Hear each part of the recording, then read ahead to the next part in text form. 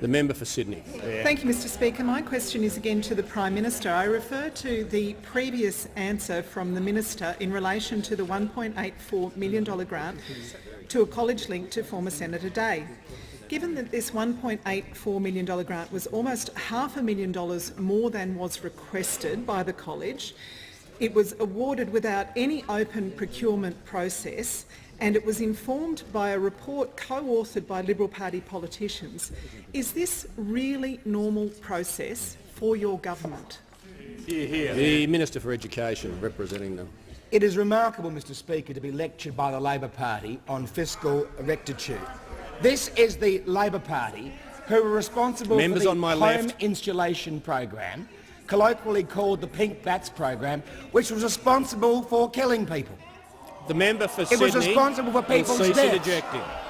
The home insulation program was responsible for the deaths of young Australians put into danger in the ceilings of homes in Australia because of the Labor Party's Pink Bats program. And this party dares to lecture us about the delivery of programs. You should hang your heads in shame.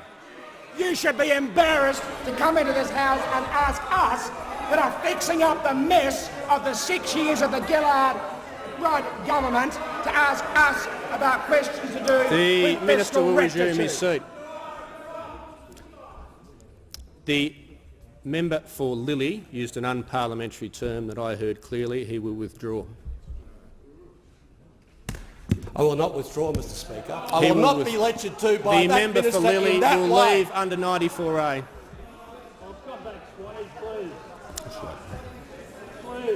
The Minister for Immigration will be following if he interjects on the member for Lilly.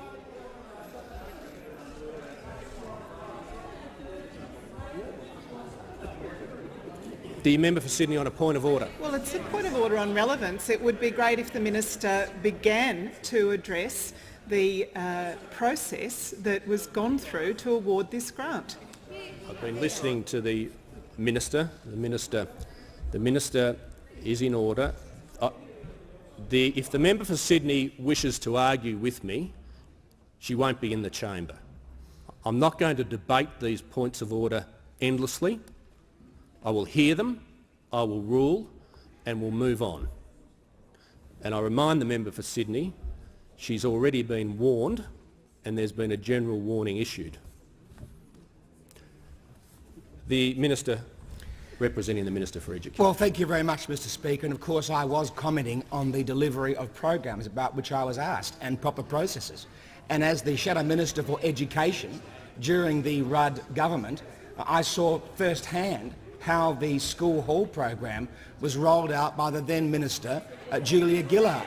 A $16 billion program. A $16 billion program where school halls were built next door to other school halls, where school halls in country towns were built next to town halls that had been used for over 100 years for school assemblies, money pushed out the door. Now, to respond specifically to the member for Sydney's question, the North East Vocational College received exactly the same grant as the 4 other colleges in the pilot program. Exactly the same grant. The Minister, Senator Birmingham, did exactly what was required of him and his responsibilities. The department fulfilled their responsibilities. And therefore the member's question is the premise of the member's question is false, Mr Speaker.